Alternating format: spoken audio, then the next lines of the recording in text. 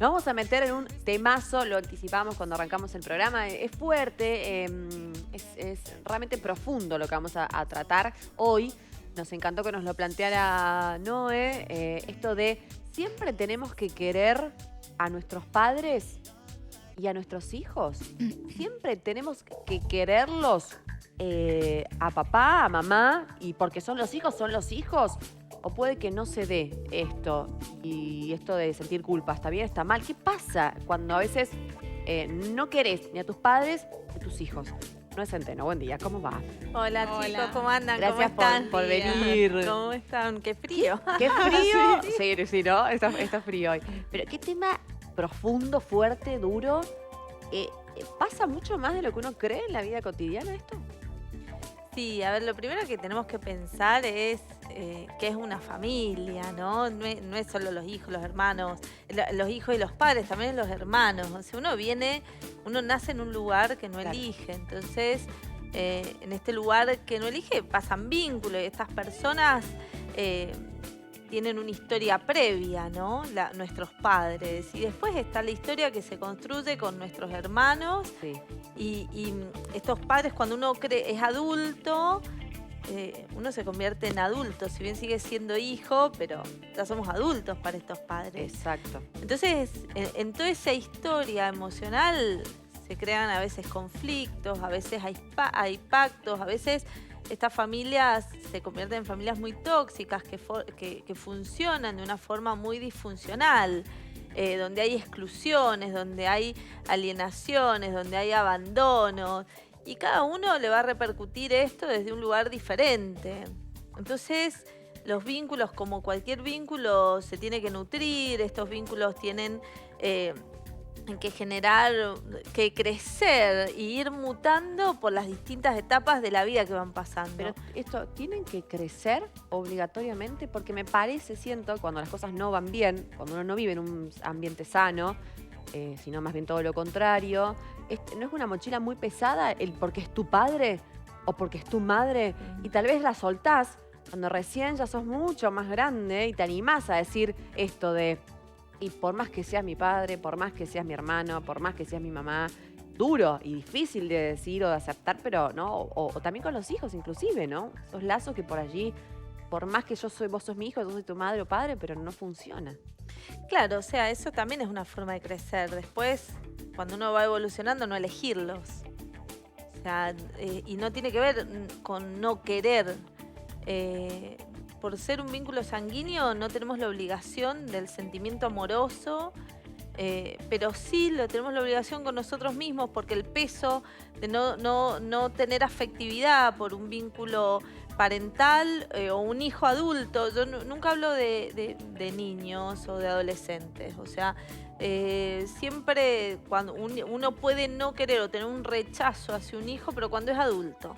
Cuando ya se formó, cuando fueron pasando cosas, estamos hablando de una persona de 30, 40 años, 50 como de igual a años. igual, ¿no? Claro, exacto. No de un adulto hacia un niño o un adolescente. Exacto, pues nosotros como Claro, adultos... porque ahí hay una responsabilidad afectiva. Fundamental. Está siendo cruel directamente. Exactamente, exactamente. Eso es muy importante distinguirlo. O sea, yo puedo no llevarme bien con un hijo, puedo no tener una cercanía, una identificación, pero yo tengo una responsabilidad hasta que este chico se pueda defender solo en la vida. Si después de que se empieza a defender, que empieza a hacer elecciones que no condicen conmigo como padre y también hace crueldades hacia mí, estamos en un nivel de igualdad que puedo no elegir la cercanía y tengo mi derecho. O sea, no porque sea mi hijo tengo que aguantar toda la vida. Entonces, a ver, el que sea sanguíneo no tiene que ver con cuánto de afecto voy a tener. El afecto se construye por momentos, por el cuidado, por la reciprocidad, por el llamadito, por el mensaje, por el tener en cuenta al otro. O sea, si yo nunca veo a mis padres, nunca los llamo, nunca nada, 0, 0, 0, nunca los invito. Y después necesito y les exijo la ayuda. ¿Por qué? Claro. No, ¿y qué pasa igual al revés? con la construcción del amor, de ese amor? Porque para llegar a ese punto, ¿no? En el cual vos sentís, literalmente no tengo ganas de tener contacto con este familiar determinado.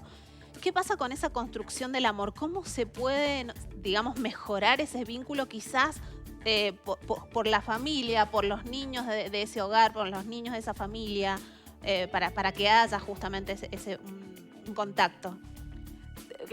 ¿En qué sentido? Y que a veces vos decís, no quiero más a esta persona cerca mío. Hablemos de padre, madre. Pero a su vez, esos niños se quedan sin el vínculo con el abuelo, con la abuela. Entonces vos corriste a una persona por determinado motivo, pero dejaste a esos niños sin el vínculo con los abuelos. Bueno, eso para mí es muy importante. A ver, uno no le puede prohibir el vínculo a nadie. Yo creo que ese derecho no lo tenemos. Claro. Eso es una construcción que después cuando estos chicos crezcan harán o no la elección, sacarán sus conclusiones, construirán su imagen, pero y también tiene que ver con cuántas ganas tiene al que yo saco de mi vida de acercarse con los que quedan, porque Claro, muchas veces yo decido no verte más porque no soporto más, porque me hace mal, por los motivos que sea. Pero esta otra persona también decide alejarse. Sí. O sea, en otros casos es verdad que pasa que esto se puede reconstruir ese vínculo. Bueno, lo que pasa que es muy complejo el tema de la familia, primero porque genera mucha culpa, quedan muchos pendientes cuando alguien elige decir no tengo relación con mi hermano, mi hermana, no me interesa, o sea, no me interesa nada de su vida, no quiero saber absolutamente nada. El problema está cuando vos sostenés esto desde el enojo durante años. Claro. O sea, yo siempre digo, hay que trabajar para que esto no te importe. Si es una elección que tenés tu derecho, porque no tenés la obligación de querer absolutamente a nadie en tu vida, tenés ese derecho, pero trabajalo desde un lugar de no quedarte en el resentimiento de, ay, cada vez que hablo lloro, cada vez que hablo me da una bronca, me da una furia, No, ¿y trascendelo. qué pasa cuando aparece por ahí la enfermedad? Me imagino un papá o una mamá, y ahí te empiezan a decir quizá otros hermanos cómo no vas a aparecer o cómo no vas a ser parte del cuidado de, y esa relación se había quebrado de alguna forma, pero la enfermedad o algo más terminal hace que te plantees quizá algo desde la culpa, desde el deber hacer. ¿Cómo soluciona ese adulto eso que se quebró, pero que a su vez la vida lo lleva quizá a tener que ver de nuevo a esa Y persona? ahí se ponen en juego muchísimas cosas, ¿no? Lo primero es, muchos adultos lo que les pasa es, van y ejercen en el último tiempo el cuidado.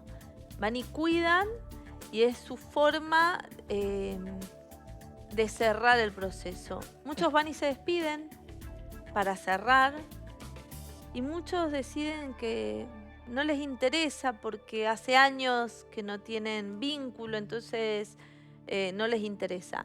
Lo más esperable, lo que hace la mayoría es volver un tiempo en la fase final y es colaborar, ponerse en colaboración con si hay una madre viva o los hermanos que ejercen el cuidado, ponerse en colaboración. O aportar dinero, que es una forma de estar. Sí, Claro. de estar también, porque y cuidar y aparecer y despedirse. Cada uno cierra, a ver, los vínculos familiares son vínculos tan subjetivos y tan personales, porque esos vínculos familiares ustedes piensan que son la red cuando yo soy niño. Es la red que me sostiene o la red que me lastima o que me hiere. Exacto. Y entonces yo no me doy cuenta porque yo voy viviendo y cuando yo crezco y miro para atrás, ahí es cuando a veces aparece como la toxicidad del vínculo. Cuando yo miro en retrospectiva y siento que he sido dañada por estos vínculos. Entonces me quedo anclada en emociones del no perdón, del resentimiento, del enojo. Entonces yo siempre digo, es un trabajo no que el otro cambie, sino lo que yo tengo que hacer conmigo, con lo que esta familia siento que me generó. Exacto. Porque eso es trascender, eso es evolucionar. Porque en definitiva, quedarse en esas emociones es lo que hace que vos no puedas avanzar en tu vida, que a veces te cuesten tus vínculos, a veces que repitas esa no vinculación con tus hijos. Entonces, perdonar no es volver a querer y amar incondicionalmente. Perdonar es estar en paz con uno mismo. Eso es lo mejor que nos podemos hacer. No se trata del otro, se trata de uno mismo. Totalmente, totalmente. Hermoso, ¿no? Hermoso para cerrar. Muchísimas Bueno, gracias. gracias. Noé Centeno con nosotros.